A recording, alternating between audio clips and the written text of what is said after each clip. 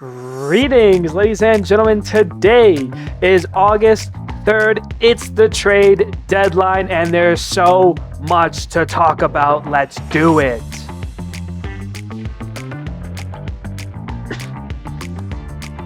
Hello, everybody. My name is Steven. This is the middle of the order. How are we doing today on a very special edition of the middle of the order?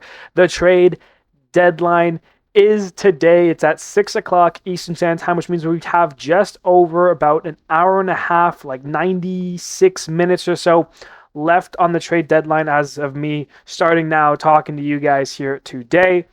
And there is a lot to talk about. There's been so many trades that have gone down already. Some bigger ones, some smaller ones as well. Of course, this has been coming out to you guys in the evening at this point, so baseball games have already started. You're maybe seeing some of these new players on their new teams. So again, there's just so much to talk about in today's episode. We'll have our normal baseball stuff as well as all these trades. I'm not sure exactly how much I'm going to give for each trade, which ones I'm going to kind of skim through, because if I was talking about all these trades in depth, we'd be here for about 2 hours. But I'm going to give my thoughts on some of the more bigger ones, even some of the smaller ones that I have some more things to say here. So this is already a longer intro than I wanted to get. Because, again, there's just so much to talk about. So with that being said, let's jump into the series recap. Cardinals at Blue Jays, a bird off here. Luis Urias, a go-ahead two-run double in the 8th, leads the Blue Jays to a 3-1 victory. Springer and Kirk each with 2 RBIs in a 5-1 Blue Jays win. And the Cardinals get to Louis V as they score 4 in the 9th to break the tie. Cardinals win the last one 5-1 to avoid the sweep. Phillies and Oilers now. Pete Alonso with the home run as the Orioles score 4 in the 7th, take the lead, part of a 6-4 victory. The Phillies in Game 2 add 4 insurance runs in the 8th inning as they finish off the team shutout 5-0. And in the last game, Brian De La Cruz and Bryce Harper homer for the Phillies. The rain makes this only a 6-inning game. The Phillies win it 8-0 in 6, take 2 of 3 from Baltimore. White Sox and Rays, Miguel Vargas, Andrew Benintendi, Murtaka Murakami, and Colson Montgomery all go deep in a 6-1 White Sox victory. The Rays come back. Nick Fortes, an RBI single in the 5th, is the only run of a 1-0 Rays win. And in the road match, Andrew Benintendi, Everson Pereira, and Miguel Vargas all go deep. 9-1 White Sox as they take 2 of 3 from the Rays. D-backs and Guardians now. The D-backs score 4 in the 8th to take the lead. They end up winning it 4-1. Yoldo Perdomo, Corbin Carroll, and Nolan Arenado all homer as the D-backs score 7 in the 7th, part of a 12-8 Diamondbacks win. And in the last game, Patrick Bailey, he goes deep. The Guardians win it 5-0 to avoid the sweep to Arizona. Tigers and A's now. Kevin McGonigal homers. Dylan Dingler hits a grand slam. Ben Milgary hits his first career MLB home run. And Max Clark, making his MLB debut, picks up his first MLB hit in a 13-1 Tigers blowout victory. In Game 2, McGonigal goes deep again. Gleyber Torres homers as well as Max Clark. In his second career game, hits his first career MLB home run. The Tigers with an 8-6 victory. And in the last game, it's another Tigers blowout. James Outman homers. It's an 11-0 win as the Tigers sweep the A's big time. Twins and Mariners now. Brooks Lee, Royce Lewis, Ryan Jeffers all homer as the Twins hit the opener 5-3 the final. Randy goes deep in Game 2 and Cal Raleigh walks it off. A ground ball to first base, step on the bag for 1 out, throw home, but Randy's speed comes in to score as the Mariners win it 4-3 on a walk-off. And in the last game, Cal Raleigh, a 3-run home run. The Twins tie it up in the 8th and 9th. They get 5 runs on 3 homers. Trevor Lenarche, Royce Lewis, and Luke Keyshaw, all 3 of those guys homer, but the Mariners hold on. They walk it off on back-to-back games. Colt Emerson, the hero, with the walk-off single. 7-6 Mariners, the final. Brewers and Angels now. Bryce Terang, Jake Bauers, they both homer in a 6-2 Milwaukee win. Then Jake Bauers homers again in Game 2, part of a 3-1 Brewers win. And then in the last game, Wade Meckler hits a 2-run home run off of the Mizurowski as the Brewers cannot help get him some runs. The Angels with a 3-0 victory to avoid the sweep. Rangers and Astros now. This is a big series. Isaac Paredes, Christian Walker, Yennier Diaz all go deep as the Astros win it 11-2. Taylor Trammell has a 2 RBI single, which helps in the difference between a 5-4 Astros victory. And in the last game, Jeremy Pena homers. The Astros take the lead with 4 in the 7th as they get the massive sweep over the Rangers 7-3 the final, as the Astros are now in first place in the AL West. Marlins and Mets now. The Mets take the opener of a 4-game set. They take the lead with a 2-run single from Luis Robert Jr. in the 8th. The Mets with a 4-2 victory. But then here come the Fish. Marlins score 4 in the 5th. Kyle Stowers goes deep. It's a 5-2 Marlins win. In Game 3, Javier Sanhoa and Griffin Conine both go deep in a 6-2 Marlins win. And in the last game, Joe Mack, he homers 2-0 Marlins. They lose the first game but win the next 3 to take 3 of 4 from the Mets. And speaking of 4-game sets, the Nats and Braves played one as well. And let me tell you, Atlanta looked good. Dalen Lyle, a 2-homer game in the opener, but Acuna goes deep. Mike Yastrzemski goes deep as the Braves win it 5-4. In the next game, Matt Olson, Michael Harris II, they both homer in a 6-2 Braves victory. Third game means 3 homers. Ronald Acuna Jr. gets his second of the series. Matt Olson gets his second of the series. Dom Smith goes deep as well, an 8-3 Atlanta win. And in the last game, Yastrzemski gets his second of the series, and Matt Olson homers in 3 straight games. He gets 3 homers in 3 straight games in the series as well. 4-2 Braves, as the Braves sweep the Nationals in the 4-game set. Big one there.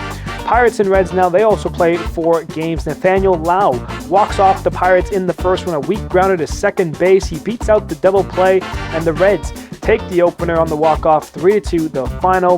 Then J.J. Bleday and Sal Stewart homer in Game 2. The Pirates, though, come back scoring 4 unanswered.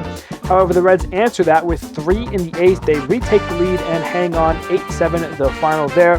Pirates score a couple of runs on a bases-loaded walks. They get 3 runs in the 3rd inning and beat the Reds 4-1. And in the last game, Sal Stewart homers again. Ke'Bryan Hayes goes deep, as well as Tyler Stevenson, as the Reds take a 10-2 victory and take 3 of 4 from the Pirates. Yankees and Cubs now. Ahmed Rosario and Spencer Jones both hit slow shot home runs, the only 2 runs of the 2-0 Yankees win. In Game 2, Nico Horner goes deep. The Cubs score 4 unanswered to take the lead, 5-2 the final in that one. And in the road match, Jose Caballero hits a 2-run home run, which just happens to be enough for the Yankees to take the series as they beat the Cubs 2-1 the final. Giants and Padres now. Daniel Susek homers for the Giants in a 4-game set, 4-1 the final to start it off. But here come those damn Padres. Jace Bowen hits his first career MLB home run, and Ty France have a day. 3 RBIs for him as the Padres take a 7-0 victory. In the 3rd game, Freddie Freeman goes deep, and the Padres end up walking off the Giants on a Jake Cronenworth RBI single for the win, 6-5 the final. And in the last game, Jackson Merrill goes deep. The Padres score 4 in the 2nd. They pick up an extra run, and that was an important run as they hold on to a 5-4 victory, winning the last 2 games by 1 run and taking 3 of 4 from the Giants. They win that last game 5-4. Royals and Rockies now. Brenton Doyle has an RBI double. The Royals only get 1 run out of Carter Jensen home run. The Rockies hold on to a 3-1 victory. Then in the 2nd game, Jack Caglione and Salvador Perez hit back-to-back home runs. Royals up 4, not for long. The Rockies score 6 runs in the 3rd. They take the lead with a 3-run home run from Hunter Goodman, who has another homer later in this game. He went 4 for 5 with 5 RBIs. Willie Castro homers as well.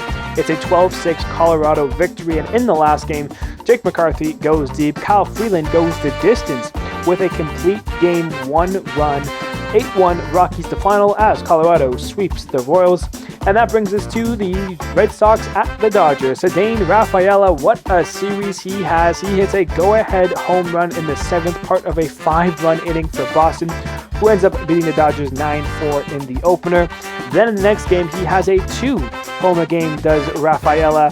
Red Sox 3-2 the final. Ceddanne has 3 homers in the series already. Make that 4 as he, Wilyer Abreu, and Masataka Yoshida all go deep in the 3rd inning alone. Jarren Duran homers later. The Red Sox win it 8-4. They sweep the Dodgers on the backs of 4 homers from Ceddanne Rafaela. A big win there, and that's your series recap. All right, now let's get through the game of the weekend here in Seattle. The Twins and the Mariners bottom one. Josh Naylor picks up a 2-run double to get Seattle on the board. Next up is the bottom of the sixth with Cole Young with an RBI single, making it 3-0 before Cal Raleigh in the bottom of the seventh hits a 3-run shot, his 12th of the season, doubles the lead from 3-0 to 6-0 with the Mariners in control. However, in the top of the eighth, here come the Twins with a runner on. Trevor Lenart hits a 2-run shot, his 10th of the season, to put the Twins on the board. Then Royce Lewis later in that same inning with 2 runners on, he connects his 12th homer of the season, a 3-run shot, and all of a sudden they enter the inning down 6. They end it by down 1. We go top ninth, and it's Luke Keschall who hits the solo shot game-tying home run, his 6th of the season, and it makes it 6-6. But just before you thought they were just going to push extras, no. The Mariners end up walking it off in the bottom of the ninth. Colt Emerson, his first career walk-off, the walk-off single, gets the Mariners the win. They take the series as well, 7-6 the final. That is your game of the weekend. And let's get into the baseball news. We'll do really quickly the extension that happened because it is a big one as well, somewhat big one, as the Baltimore Orioles are extending Yennier Cano. It's a 2-year deal here that he's getting extended for, plus a club option for 2029. He'll be making $2.75 million in 2027 next year, $4.75 in 2028, and if Baltimore takes the club option for 2029, he will be making $10 million. I can already see that not happening, but you never know. The one-time All-Star is having a nice season in 49 games. He's got a 2.15 ERA. He's got 1 save, 2-2 win-loss record, 37 innings pitched with 32 strikeouts. Across his career with Baltimore here, and a little bit of time he spent with Minnesota before he got traded in the 2022 season, he's been a very reliable pitcher outside of last year. Last year, definitely not his best year. Pitching in 65 games to a tune of a 5.12 ERA. But all in all, between his time with Baltimore since he got traded in 2022, he's been with the team for about 4.5 years, basically, in 259 games, a 3.44 ERA, and has been a very reliable piece for the bullpen there going forward. And of course, Baltimore trying to stay competitive, trying to stay in their division, obviously a tough division. You never know what exactly is going to be, going down in the AL East, but Baltimore locks up one of their pitchers who does a very, very good job for them. So shout out Cano there as Baltimore extends him. Now we can get into the news here. And again, there was a lot of, big trades and stuff to go down. So let's start from, July 31st and August 1st and kind of move our way down the line just a little bit here. I think that's a really smart way of doing these trades here. So let's go to July 31st / August 1st here, because I think there's only 1 or 2 trades that happened on that Sunday anyways. The first one we got here was that Dean Kremer is being traded from the from the Baltimore Orioles to the Minnesota Twins in exchange for an outfielder prospect, Yomendaro Reyes, I believe is the pronunciation there, part of Minnesota Twins, number 24 prospect on their list here. Kremer, reliable piece, nothing crazy there. Not going to give too much time into this trade. Obviously, the Twins trying to stay face just a little bit here, but you never know. Of course, Kremer has been a reliable pitcher for Baltimore in the past. He's been dealing with some injuries this year. He's only gotten into 7 games, so it's definitely been a slow kind of progression. But again, a 4.37 ERA for him in his 7 years, all with Baltimore. Debuted in 2020, and he's been playing all this way up there. So Dean Kremer heads to Minnesota. That is the first trade that went down. We got a trade between the Brewers and the Guardians. The Brewers acquired catcher Bo Naylor and pitcher Cody Hero from the Guardians. In exchange, Cleveland is getting right-handed pitcher Craig Yoho and outfielder Blake Perkins. Of course, those are all notable names that we know that are major league talent. None of this buy now, sell now. Obviously, Guardians and Brewers, 2 teams that are competing. Perkins, He's got some speed, you never really figured it out with the bat. Bo Naylor, you can kind of say same thing. What's really cool, though, about this trade, of course, William Contreras is on the Brewers, so Bo Naylor kind of backup catcher for that.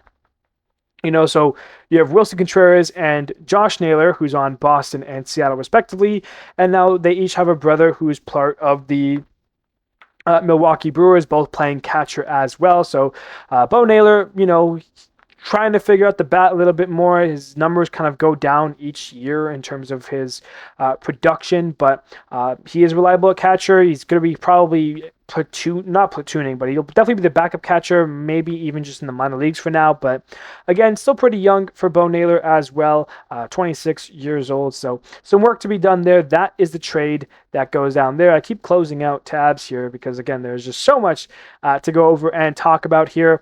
The Braves are getting Lane Thomas as well as Bailey Falter from the Royals in exchange for Carter Holton and Lucas Braun. Carter Holton, a left-handed pitching prospect, and Lucas Braun, a right-hander pitching prospect. Of course, Lane Thomas, you know the name. He's had some big moments in his career, most notably, of course, back in the 2024 postseason, I believe, where he hits the grand slam off of Tarik Skubal to get Cleveland the win in that Game 5 of that ALDS matchup.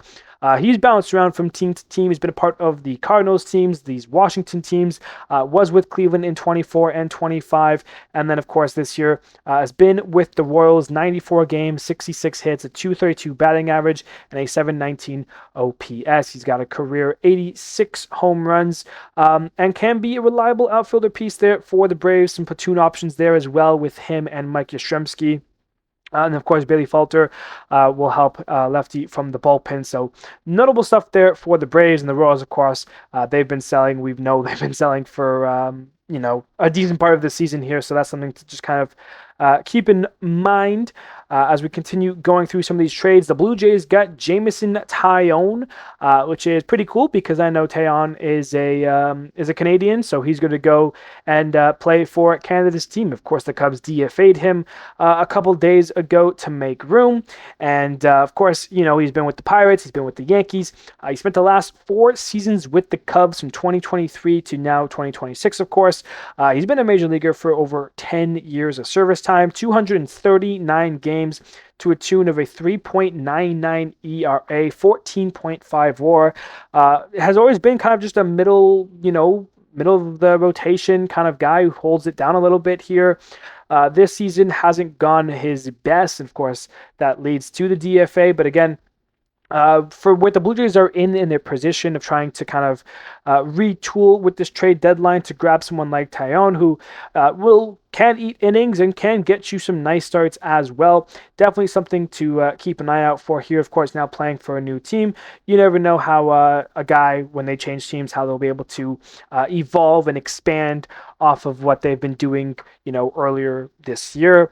Another trade that happened here, the Pirates acquired Camilo Doval as well as cash considerations from the Yankees in exchange from catcher Omar Alfonso and outfielder Luis Cruz. Those are both prospects. Omar Alfonso being Pittsburgh's number 17th prospect in their pipeline.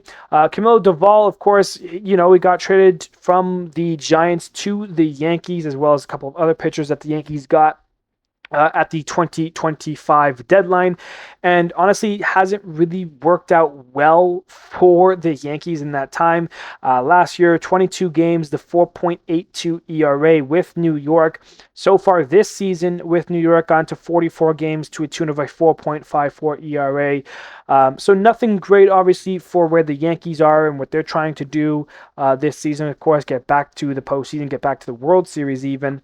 So that's where he sits there. Now we'll go to the Pirates, where hopefully he'll be able to help with the change of scenery, because the Pirates are trying to fight for the wild card and try to get into the mix of things. So another trade there. Okay, let's get into some of more of the meat trades here.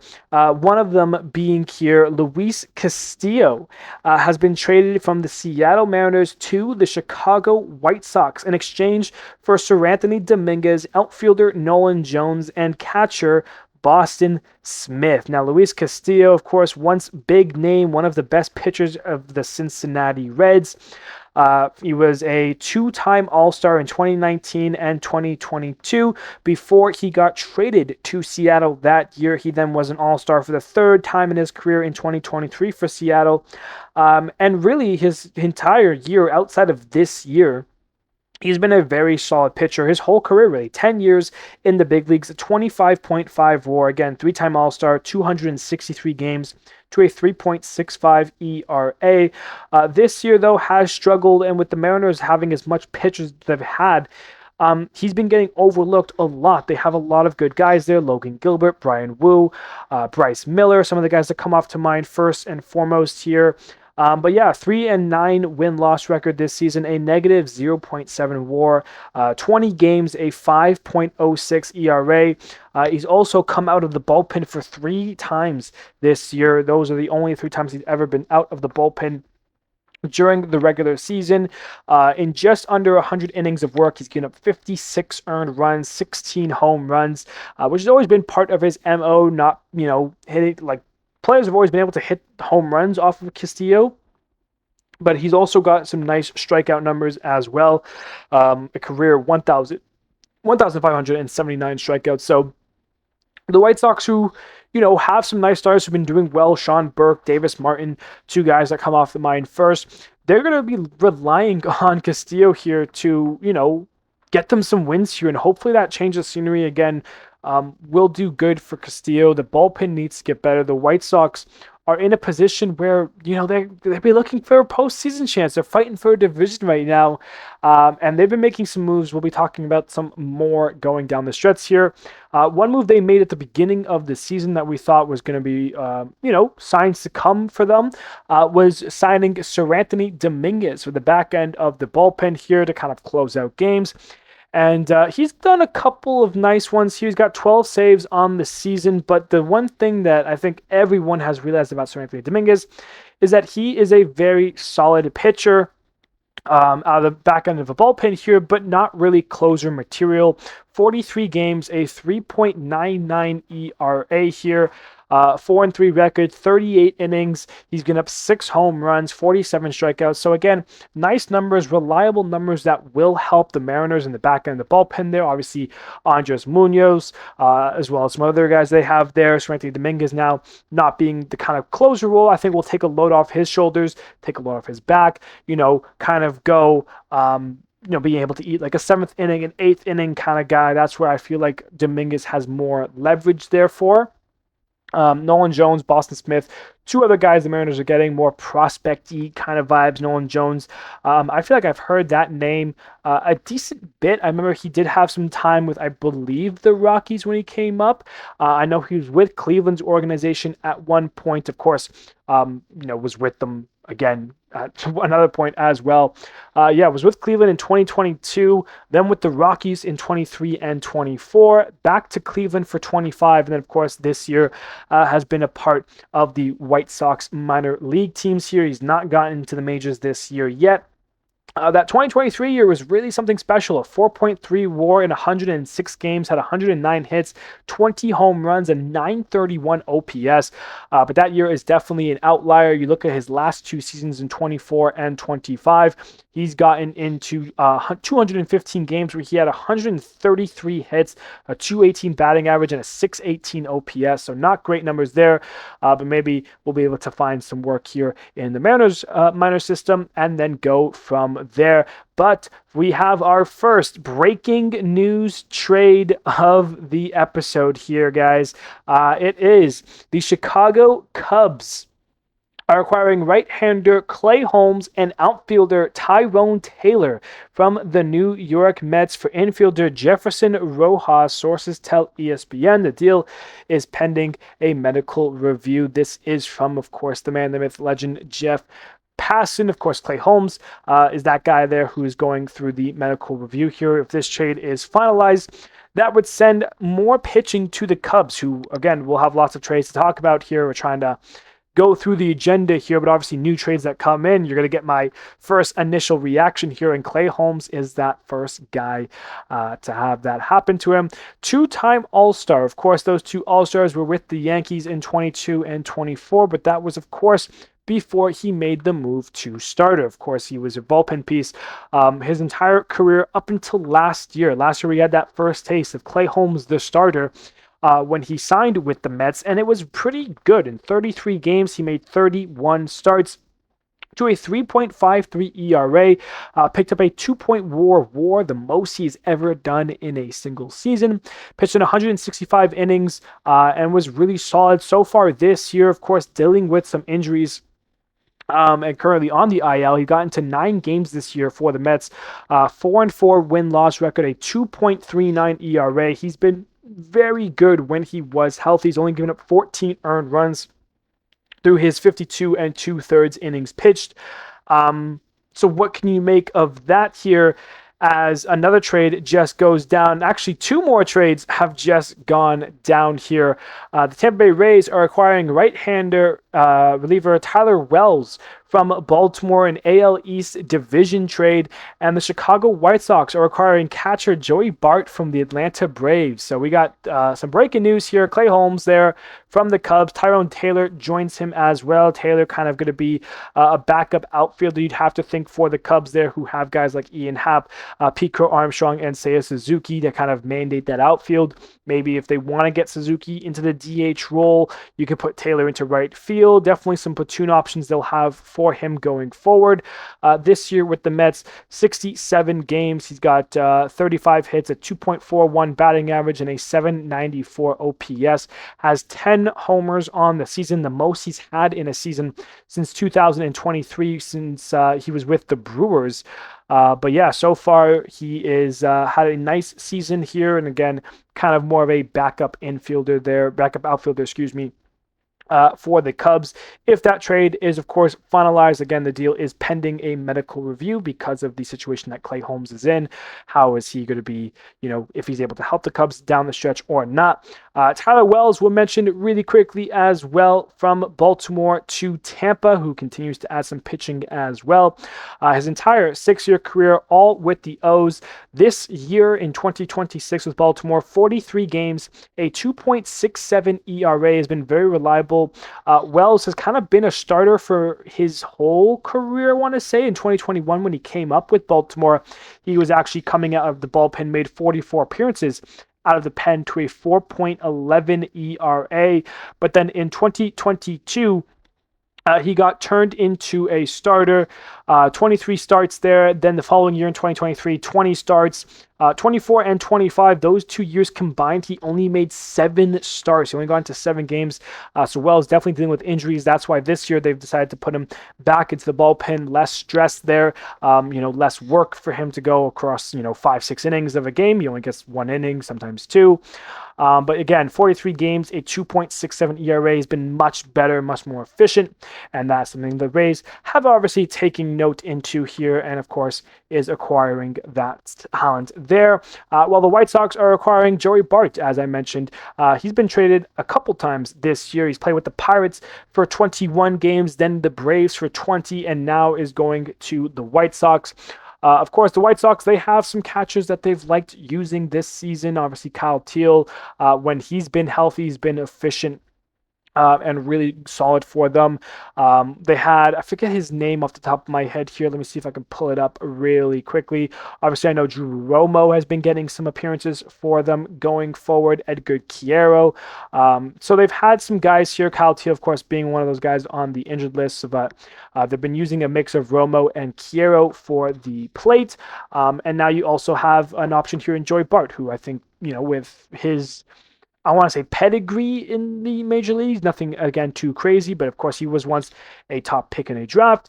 He's had some successful numbers across his 7 years with the Giants, Pirates, and a little bit of here at the Braves. 3.7 WAR. He's got 32 home runs, a 238 batting average, 688 OPS across his tenure.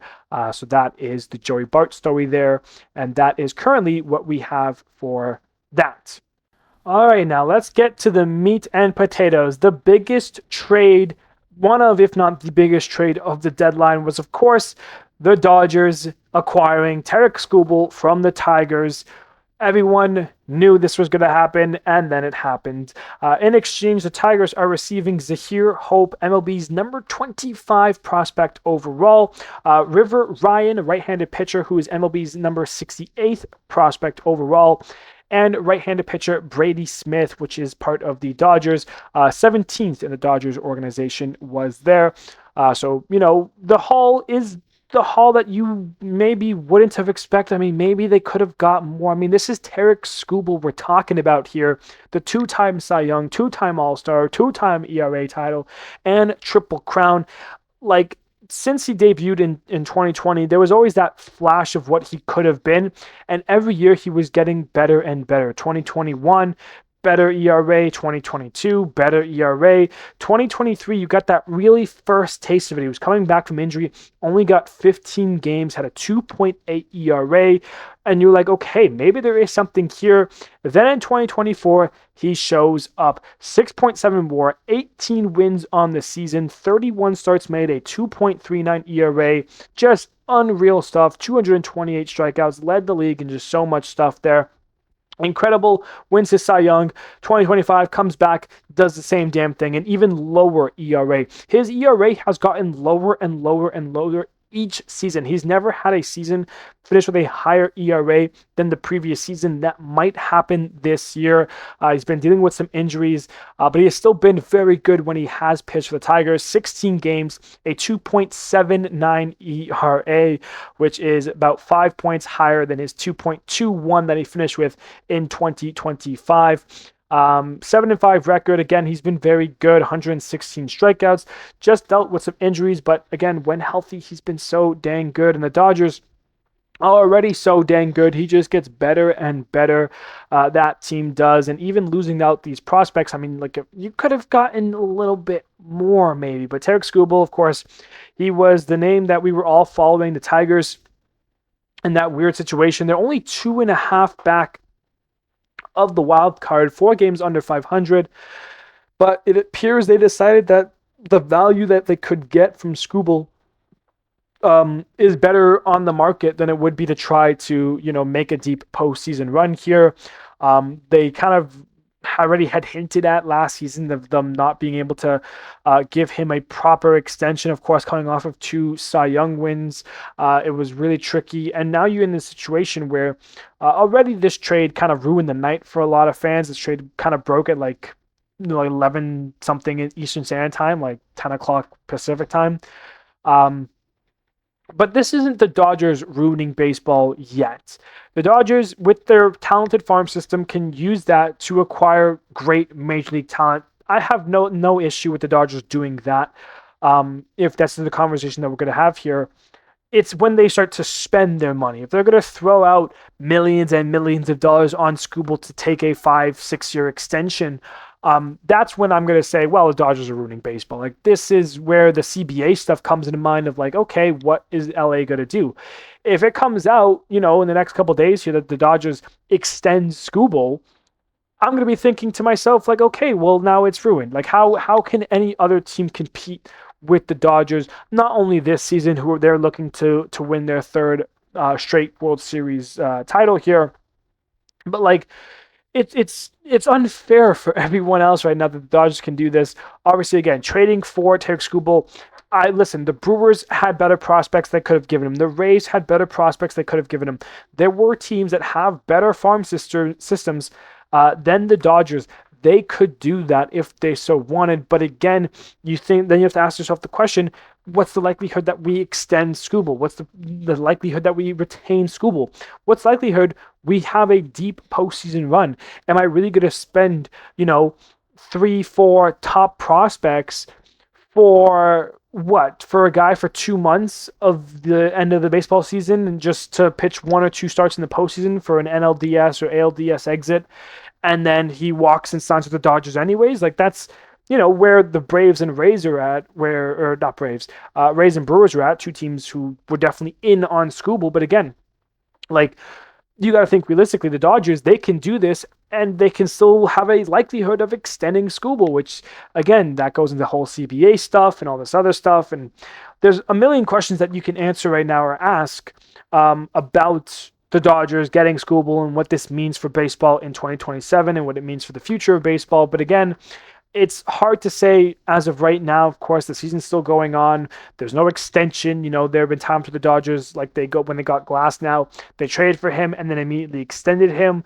I haven't heard anything about that. I don't think there's going to be anything like that. I think Skubal's going to want to go to free agency and talk to some teams and figure out what he wants to do for his life and his style of living and which team he wants to go to. But for the rest of the season, the Dodgers have gotten the two-time Cy Young, back-to-back Cy Young from the AL. And that does kind of open the door a little bit for, obviously Dylan Cease and Cam Schlittler to have been battling it out for the AL Cy Young this year. But again, this has been definitely the biggest trade of the deadline so far, of course. And we kind of all knew it was going to happen. It was just a matter of when. And then, of course, it happened, and that's that. Moving on here, Freddy Peralta got traded to the Rays. In exchange, the Mets received outfielder Aiden Smith, infielder Emilian Petrie, I believe is the pronunciation there, and right-handed pitcher Gary Gill Hill, which, can I just say, awesome name. Gary Gill Hill, are you kidding me? That is such a major league player right there. One day he's going to get a chance, and he is going to be very, very good, I think, for the Mets. I hope so, because, again, Gary Gill Hill, just 10 out of 10 ball club name. Of course, Freddy Peralta, we've talked about a lot in recent times here. Of course, he was a huge part of the Brewers for many, many years, 8 years with Milwaukee.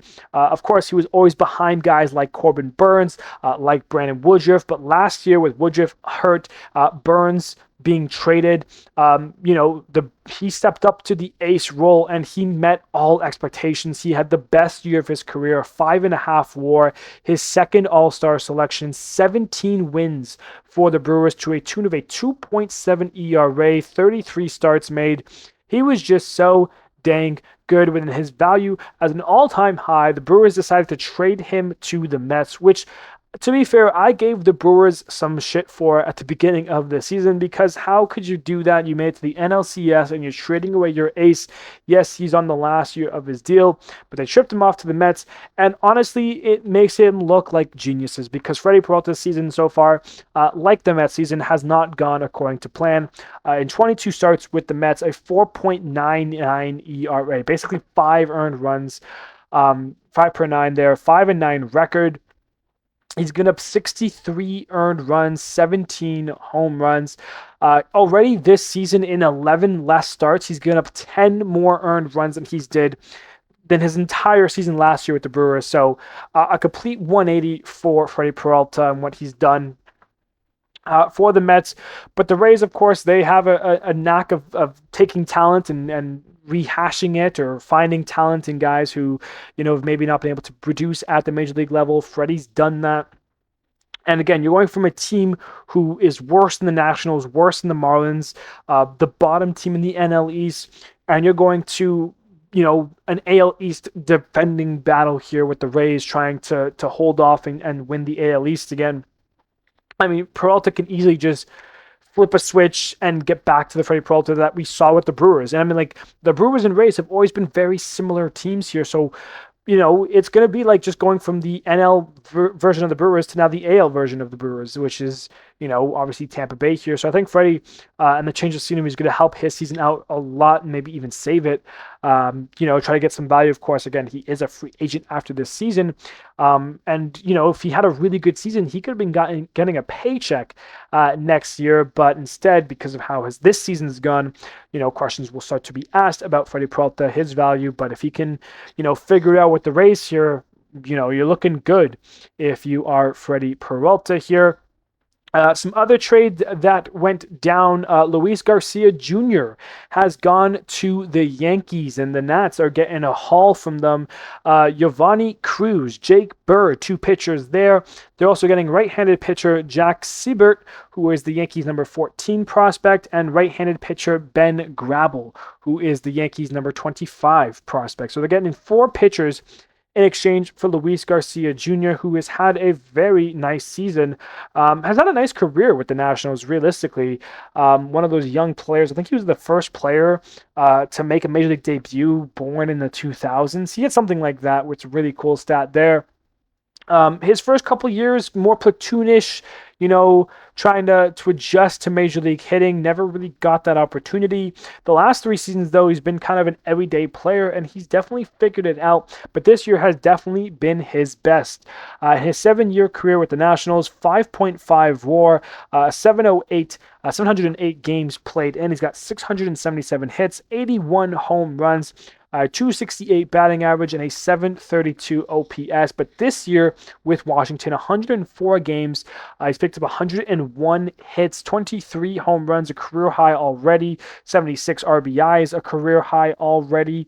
He's got 283 batting average, which as it right now stands as a career high, an 873 OPS, which for your records, the highest OPS he had in a season was 762. So he's 110 OPS points higher than his 2024 season already. This year, of course, he can struggle in New York, but still, what he's done this year with Washington, very impressive. In the Nationals, even though they're kind of in the mix of things, 4.5 back. The wild card, of course, getting the 4-game sweep. The Braves don't help them, but it was going to be an uphill climb. They had this, expiring contract. I want to say, I don't know if Luis Garcia Jr.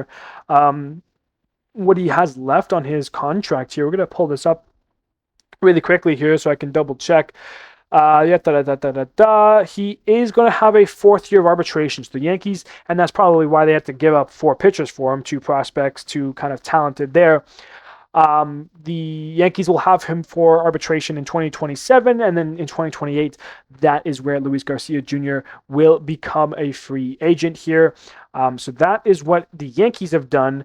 And Baha, breaking news. Speaking of them New York Yankees, they are the breaking news here. The New York Yankees, according to Jeff Passan, are finalizing a deal to acquire outfielder Heliot Ramos from the San Francisco Giants. Sources tell ESPN the Yankees seeking right-handed bats, and Ramos could be that guy here. So not going to mention that as of right now, but it seems like the Yankees are acquiring Heliot Ramos from the San Francisco Giants. That is the news on the street there. Let's continue on for now, though. We'll talk about Kevin Gausman. As the Blue Jays looked to be sellers, they have shipped him off to the Chicago Cubs. In exchange, Toronto received 2 prospects, outfielder Brett Bateman and infielder Ty Southenstein from the Chicago Cubs. Of course, Gausman, what he's done for the Blue Jays in recent times has been nothing short of impressive. This contract for Toronto, when they assigned him, might have been one of the best ones they've ever given out. Gausman, 2-time All-Star in his career, 2021 with the Giants and 2023 with the Blue Jays. When you look at Gausman's career, I mean, he's been a big leaguer for 14 years, man. He's up there. He's 35 season. But you can cut his career into before COVID and after COVID, because before COVID, from 2023 to 2019, he really wasn't all that. 47 and 63, a 4.3 ERA in 191 games. Just didn't have it. Looked like he was going to be whatever. The Giants then take a chance on him in 2020, and he has a really nice season during COVID. And then in 2021, breaks out as the Kevin Gausman that we've come to know in the last 5-6 years. He had 33 starts that year, 5.2 WAR, a 2.81, his first All-Star, 14-6 record. He was phenomenal. And then he signs the big deal with Toronto. And since then, like what he's done for the Blue Jays, 148 games, a 3.62 ERA, 13 WAR. And of course, he's had some impressive postseason starts for them in the past as well, as including Game 7 of the World Series, which he was lined up for the win and that they came so close to.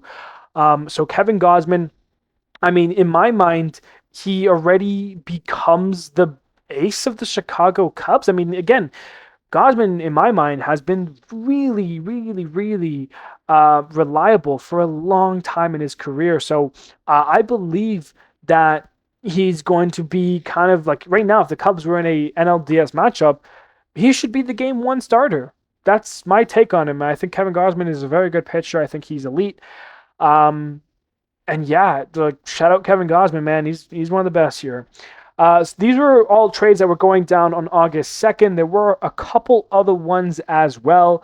The Braves acquired Tyler Mahle from the Giants. In exchange, the Giants received Anthony Molina, pitcher there. The White Sox, we talked about them trading away Seranthony Dominguez.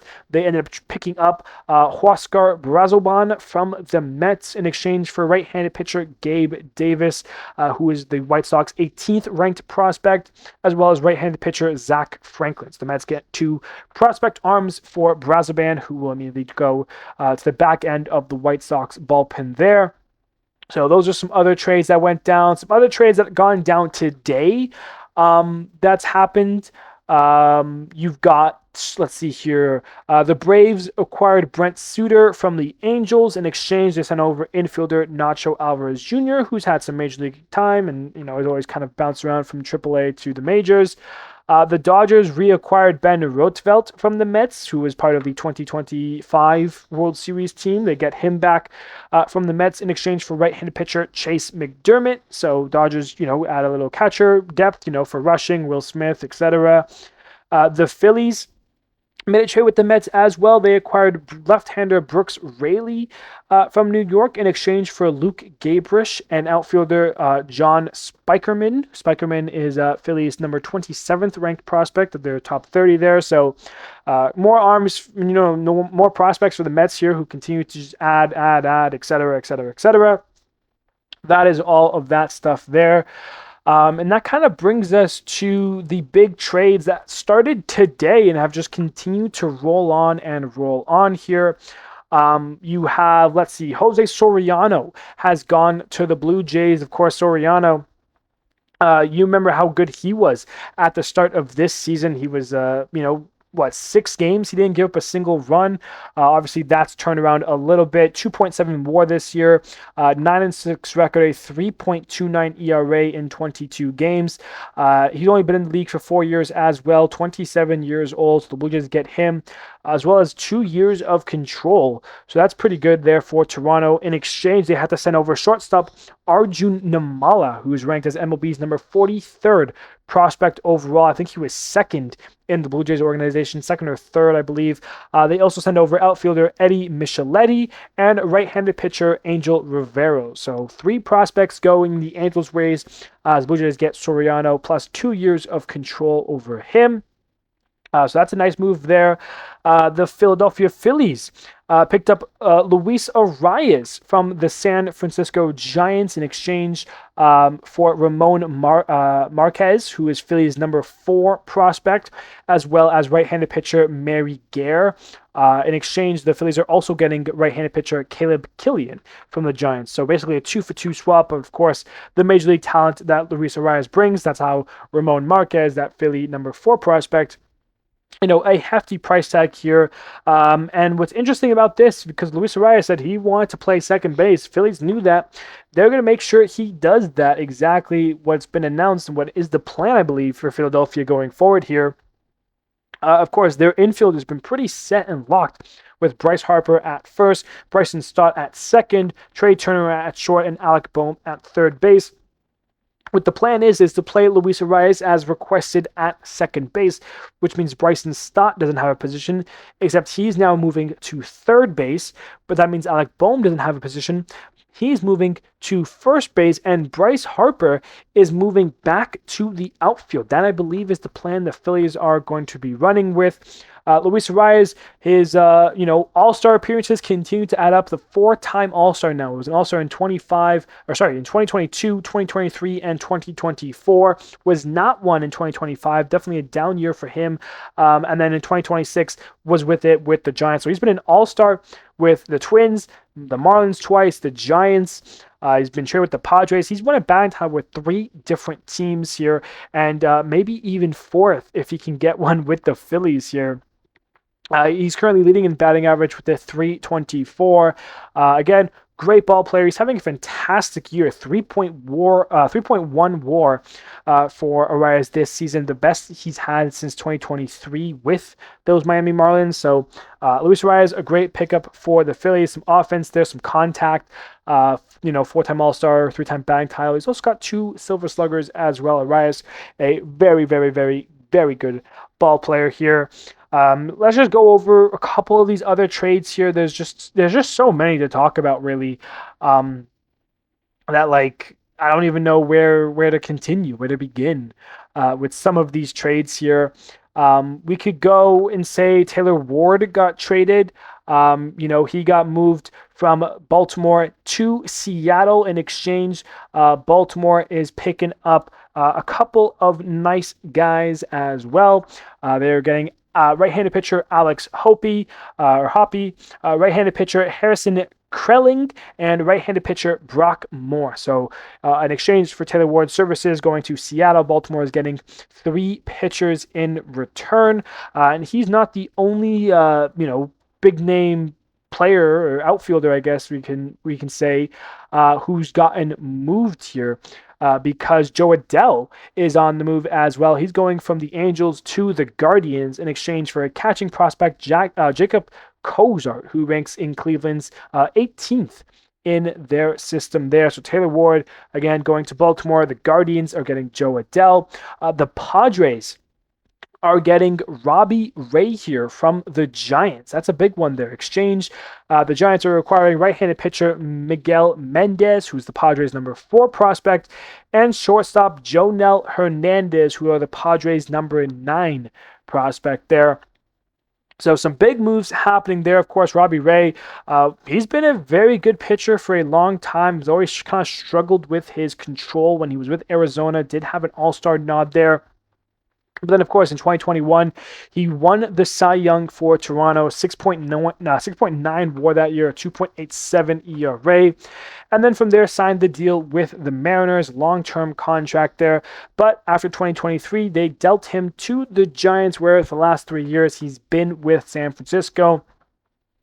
His time with the Giants, 24-16, 5 WAR, 61 games, and a 3.54 ERA. So he's gone from Detroit to Arizona to Toronto to Seattle, now to the Giants, and now to the Padres. In a division trade, that's why maybe it costs a little much for the Padres to acquire him, but still, Robbie Ray getting the move on. He's going to try to help the Padres down the stretch here and make up some more ground in that NL wildcard there. So those are a couple more trades that went down. Let's talk about, I guess we'll get through the other biggest trade of the day so far here. And that is the Red Sox and the Baltimore Orioles making a big-time swap. The Red Sox are acquiring former number 1 overall pick, switch-hitting catcher Adley Rutschman from Baltimore, but it's going to cost them being in the same division and all. In exchange, the Baltimore Orioles are receiving Carlos Narvaez. They're receiving right-handed pitcher Anthony Evanson, who is Boston's number 2 prospect and MLB's number 49.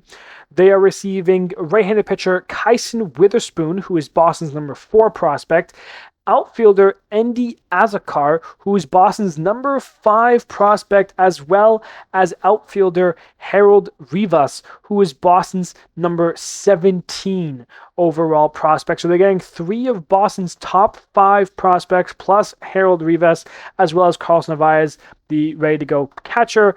Red Sox are also acquiring Jake Rogers in the trade, who, of course, was DFA'd by the Tigers a couple of days ago, traded to Baltimore. Now Baltimore sends them to Red Sox, as well as with Adley Rutschman, who is the big talent to talk about here. 3-time All-Star plus the Silver Slugger. He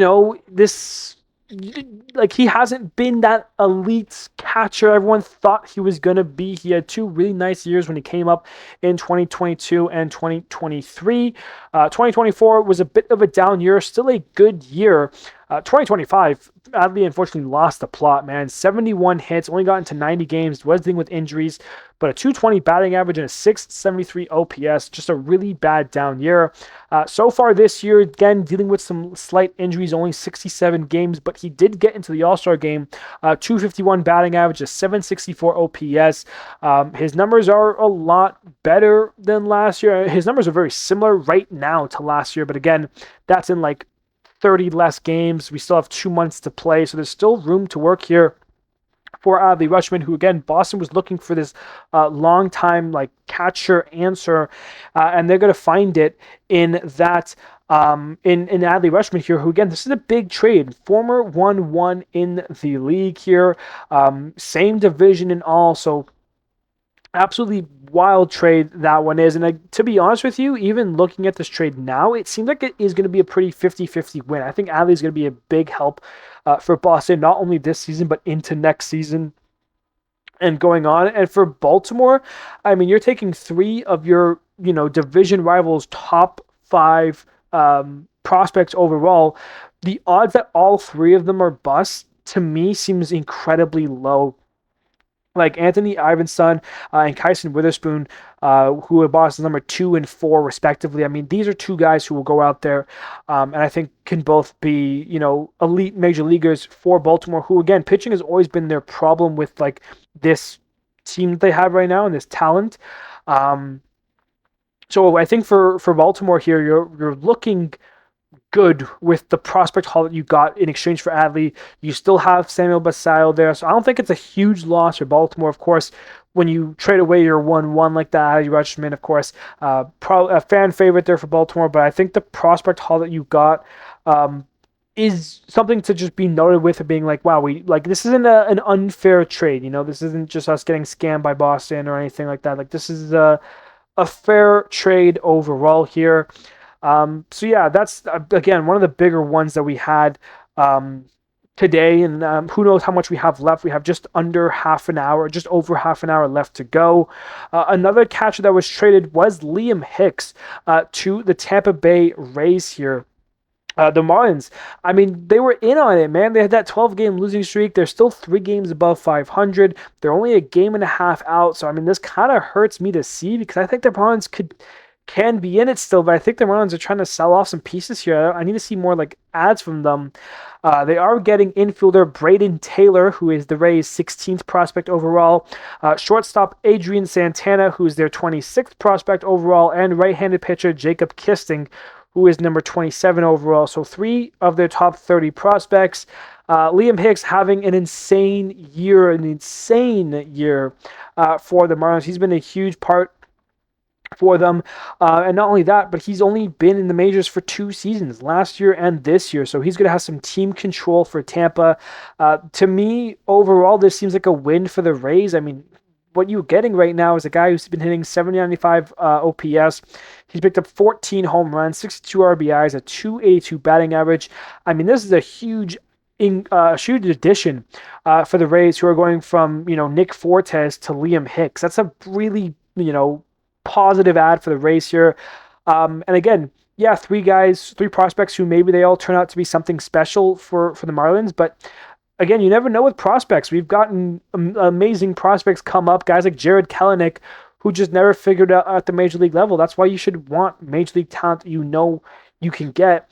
Liam Hicks is exactly that for the Rays here. This is a great move for Tampa. For the Marlins, I mean, like, if the Marlins were out of the postseason or out of the playoff hunt, I'd be saying, like, okay, sure, trade away. But, like, they're a game and a half out, and also Hicks has, like, 4 or 5 years of control. So, like, I don't know what the plan was for the Rays here with Liam Hicks, or for the Marlins with Liam Hicks. Like, you either could have gotten more, or you should have just kept him. Like, you're in a good position right now. If you're Miami, you should be looking to sell off a couple guys to improve for next season, if anything. But the way the Marlins have played this year, outside of that 2-week stretch of baseball where they lost 12 straight, the Marlins have been a very good team and probably one of the better teams in baseball, in my mind. I mean, I thought the Marlins were going to be good. They have shocked me with how good they have been. They're currently 8th in the NL right now. Again, only a game and a half back out. But the teams ahead of them are the Padres, Phillies, and Diamondbacks, and it's by like 2 games, a game and a half. Like the Marlins are right there with them. So I think Miami needs to look at themselves just a little bit more in the mirror because I think they're better than they're giving credit for. Of course, if Miami ends up in a playoff series with the Dodgers, they're getting ran through. But it's something to consider just a little bit more here when it comes to the Miami's here. Let's go over some other trades really quickly. I'm just going to list the rest off here. There's a lot. There's been a lot of trades that have gone down. The White Sox got Brenton Doyle from the Rockies in exchange for right-handed pitcher Mason Adams and infielder Carlos Velma. So the White Sox adding some defense there to center field, as well as Doyle can swing it just a little bit as well. The Blue Jays are trading for Josh Smith and Josh Steven, right-handed pitcher there from Texas. In exchange, the Rangers are receiving Adam Macko, the Canadian lefty. That's a tough blow when the Blue Jays trade away a Canadian there.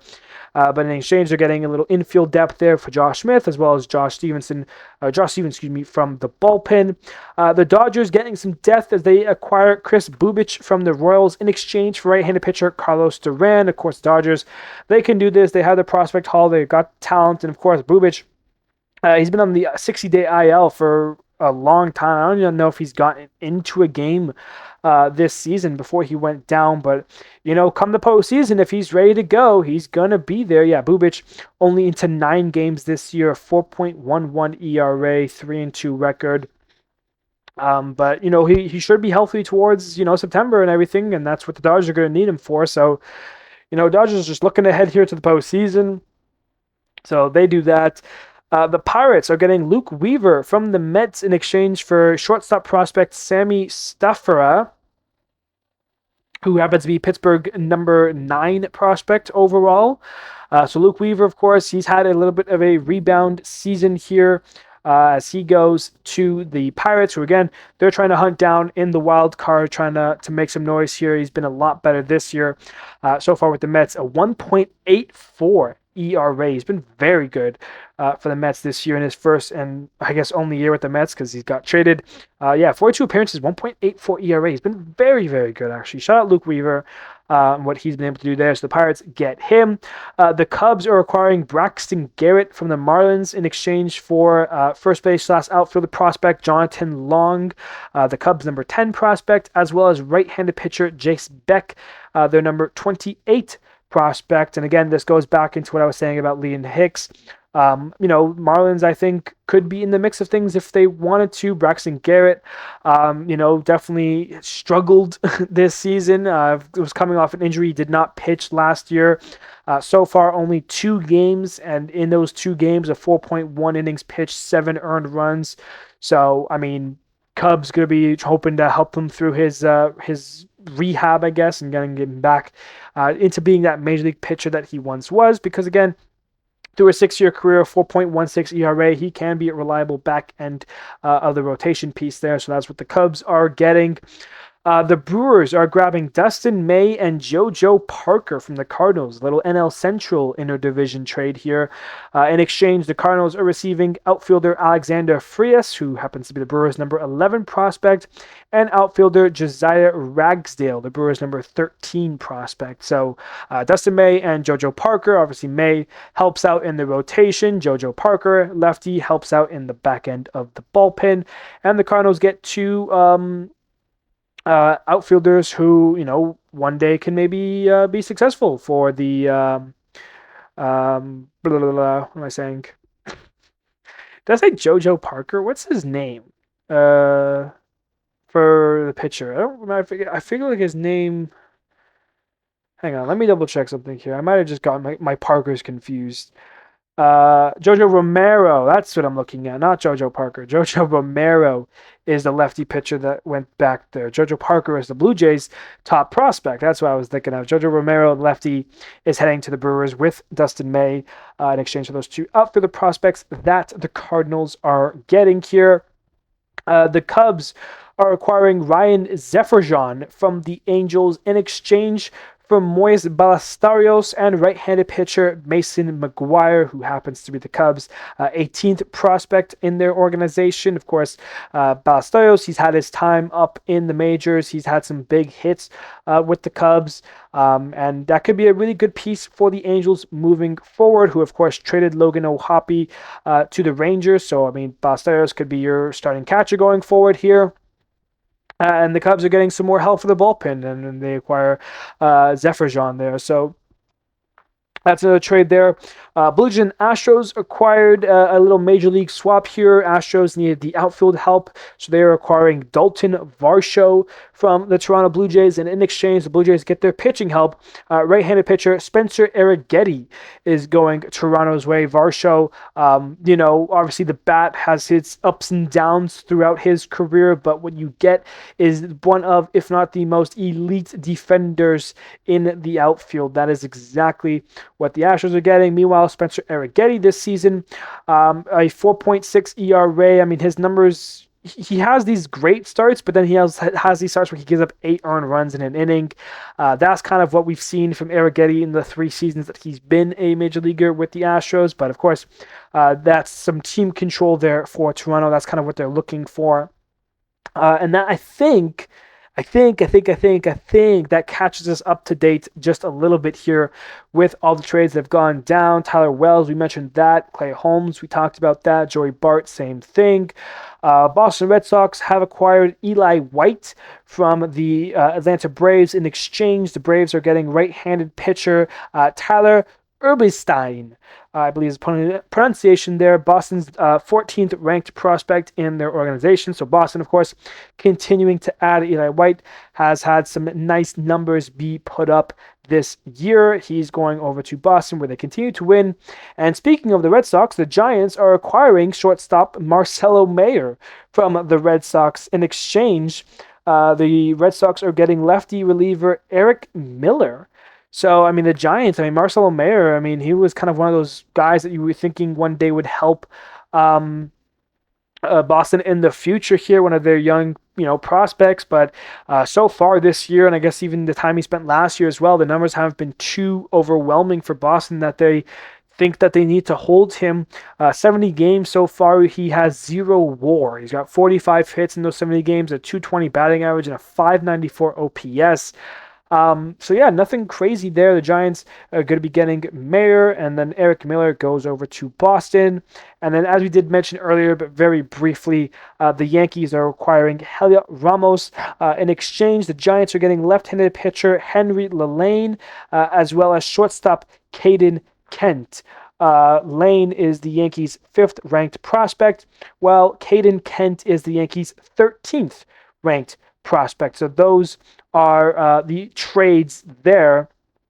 And we've got some more. I think that's all the trades up into right now, except there's more breaking news. 2 more trades just go down. The Cleveland Guardians are acquiring Foster Griffin from the Washington Nationals, while the Minnesota Twins are acquiring reliever Jeff Hoffman from the Toronto Blue Jays. Oh boy, 2 more trades to yap about, because that's all we've been doing today. There's been so many trades, man. I love this day. I hate this day. This day does so much for my psyche. Foster Griffin, what an insane season he's had coming back from Japan. Of course, he's, was around with major league teams, with the Royals, the Blue Jays, in the early 2020s.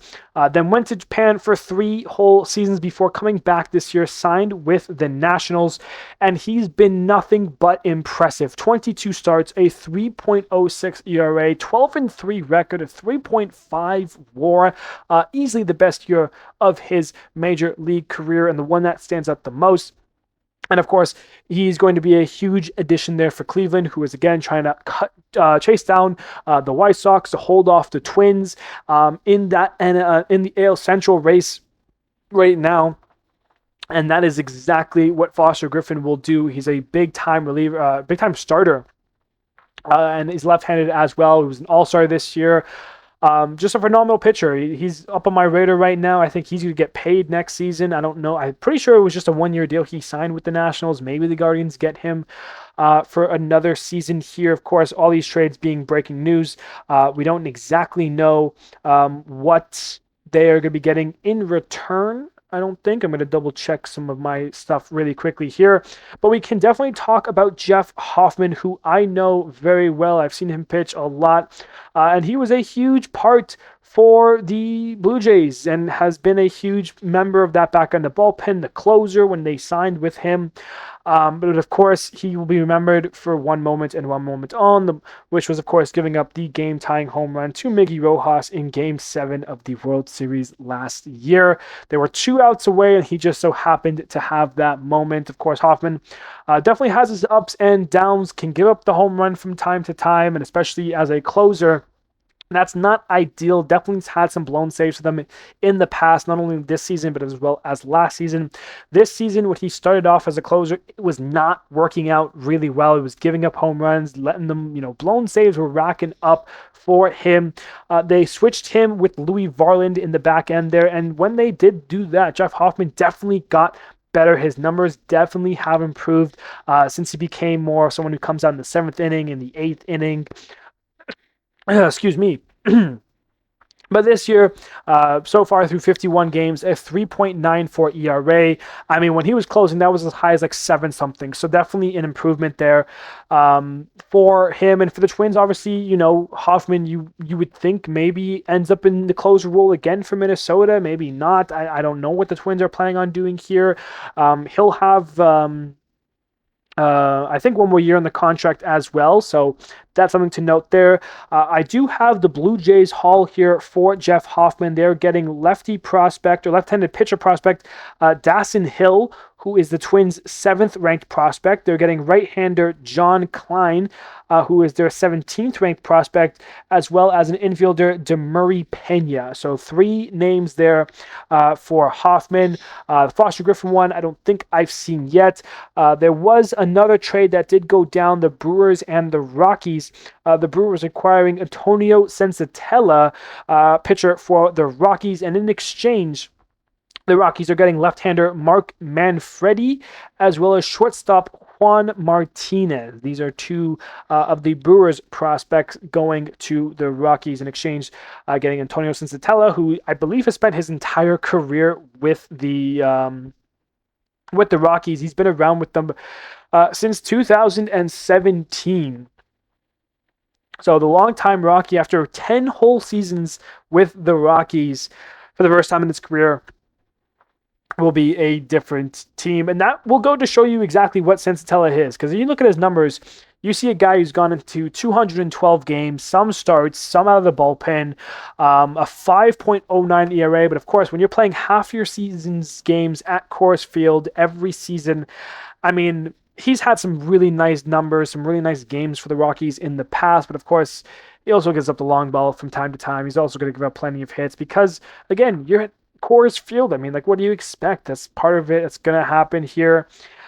So that is the current trades that are going down right now. Those were Sensatella, that I think was from earlier. I just missed that one. The breaking news here of Jeff Hoffman and Foster Griffin. Those are the trades here. And I'm just checking past it now. I'm just going to scroll through some stuff here just to see if there's anything else I missed here. Well, here is the Foster Griffin haul that just showed up on my feed here. The Guardians are grabbing Foster Griffin. In exchange, the Nationals are getting a 4 prospect package. 2 left-handed pitchers, Will Dion and Josh Hartle. They're also getting right-handed pitcher Kendriglis Verges, as well as outfielder Nick Mitchell. So 4 players, 4 prospects is what Washington's getting for Foster Griffin, who, considering you signed him after his season in Japan, the season he's turned out for you guys, I think this is a really nice haul here for Washington. Obviously, the more prospects you get, the more likely that one can turn into a major league talent. Of course, not always the case, especially when sometimes you get more prospects. It means they're not as good prospects, but regardless, Washington getting their haul here. And as it sits right now, we are just 10 minutes away from the trade deadline being over. So with that all being said, let's just jump into, really quickly, some hot and colds. So yeah, leading the way here, Cedane Rafaela, a huge week for him. 12 for 27, two doubles, four homers, seven RBIs, six runs, a 1.407 OPS. Matt Olson, a big week, 7 for 23 with a double, four homers for him, six RBIs, six runs, a 1.203 OPS. Shohei Ohtani, 9 for 18 with three doubles, six RBIs, four runs, five walks, a 1.609 OPS. Yordan Alvarez, 9 for 19, four doubles, a homer, six RBIs, four runs, six walks, a 1.442 OPS. And Tyler Stevenson, 7 for 16, three doubles, a homer, four RBIs, four runs, seven walks, a 1.422 OPS. Those are the hot players.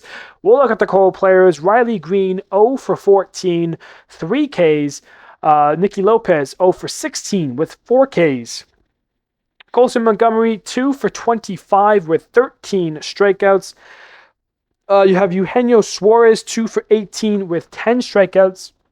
And then Tyler Soderstrom, 3 for 26 with 10 strikeouts as well. Those are your hot and cold players from the week here, and that will now bring us to the injury updates. Injury updates is next here.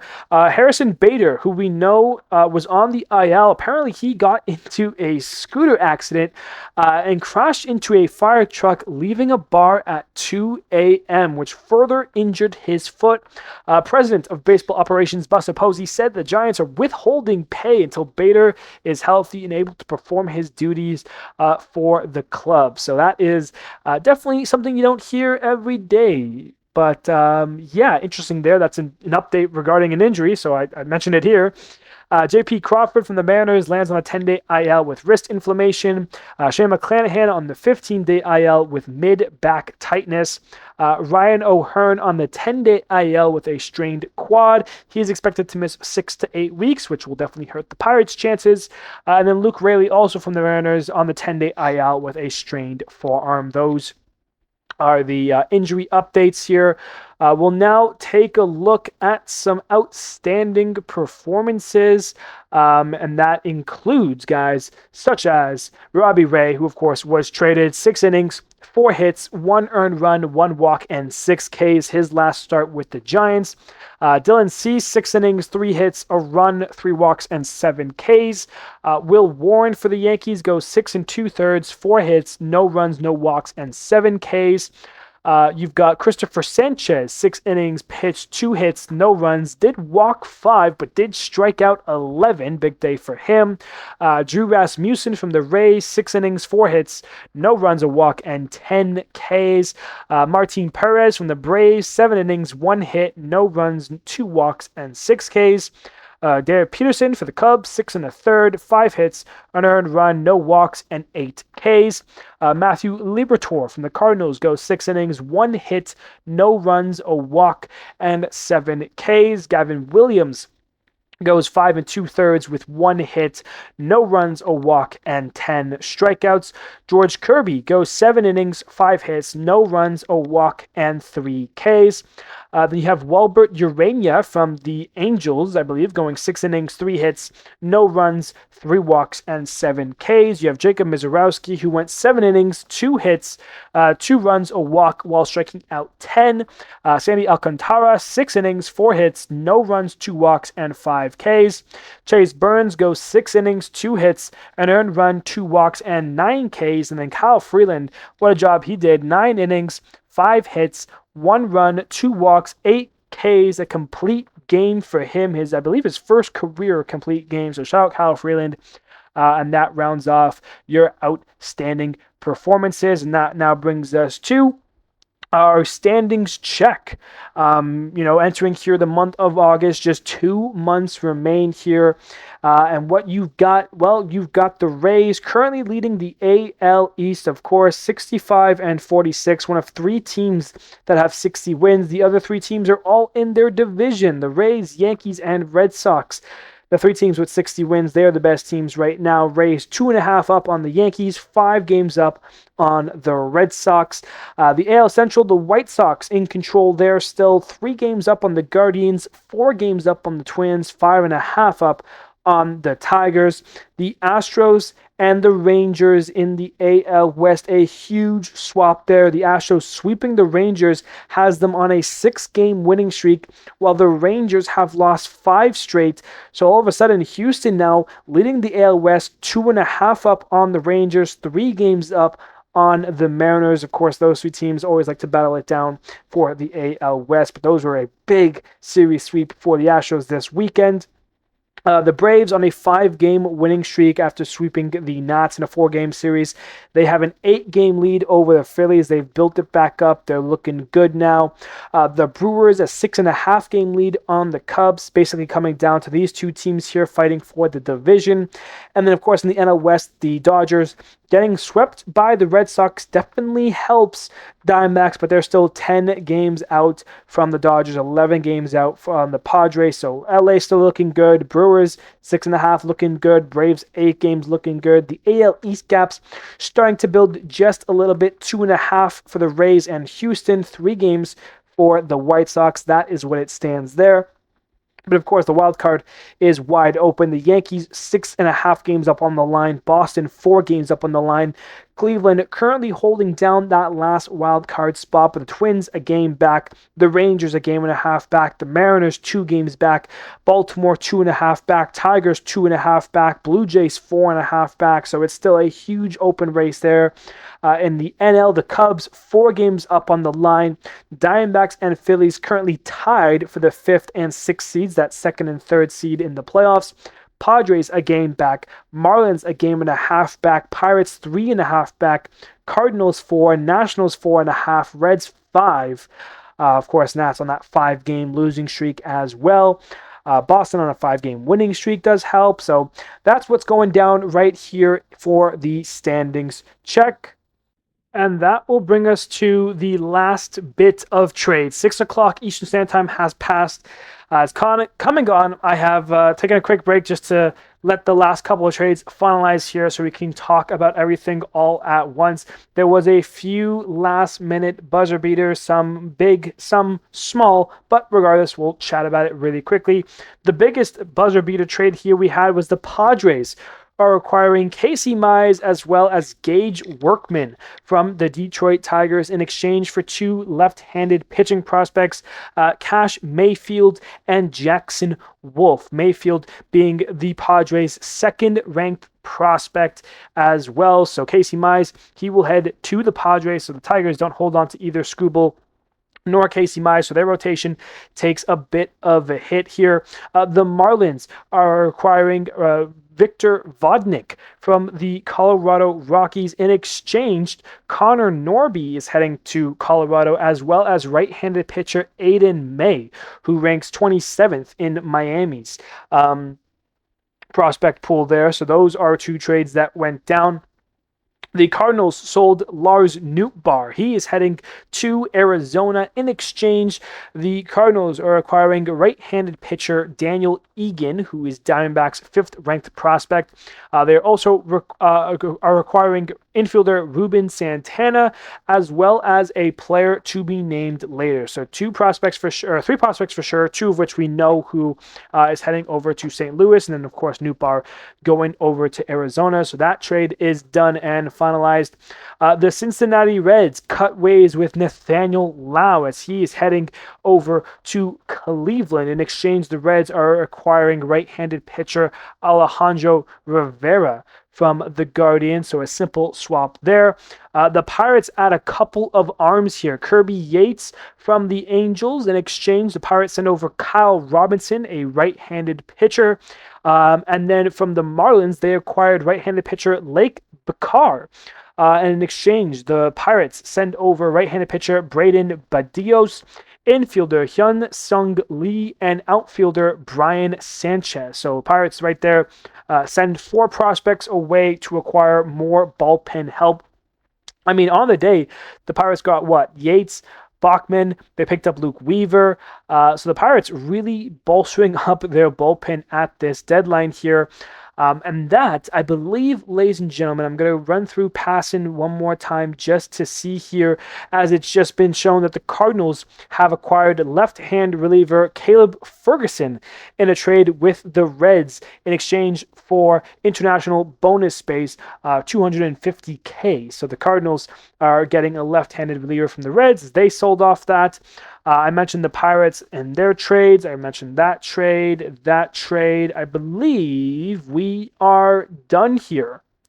Done and finalized. Kevin, let me just go through one more check here and make sure we didn't miss anything. We covered Lars Nootbaar. We covered Nathaniel Lowe. We covered Casey Mize of the Padres. We covered the Vodnik and Norby swap between the Rockies and Marlins. We got the Yates. We got Bacher there. I believe that is everything. I think that is the trade deadline, the 2026 trade deadline wrapped up, and we are good to move on here. An insane deadline. This has been an extremely long episode here. Let's just do a quick little upcoming series here before we check off what we've got for this week. The Cardinals at the Yankees, Angels at Oilers, White Sox at Red Sox, Mets at Guardians, Twins at Royals, Tigers at Mariners, Giants at Rangers, Blue Jays at Astros, Nationals at Phillies, Marlins at Braves, Pirates at Brewers, A's at Reds, Dodgers at Cubs, Padres at D-backs, and Rays at Rockies. Ladies and gentlemen, that is going to do it for our episode here today. It was a long one, folks. A long episode. Over nearly an hour and a half long. Absolutely insane stuff.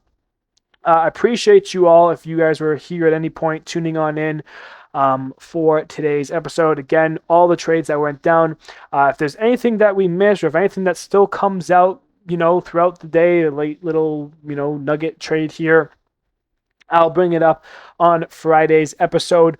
On Friday's episode, we'll be talking about what are we talking about? We had the players of the month that we'll probably be doing on Friday, as well as I'll probably give some grades from the deadline. We'll be talking about it a little bit more, when we have some more time here, because again, this episode much longer than I thought it was going to run on for. But then again, there was a lot more trades that happened. The market did heat up on the last day here. So again, thank you everybody so much. The special edition evening episode, trade deadline, massive hour plus special. I appreciate you all, and I will see you on Friday.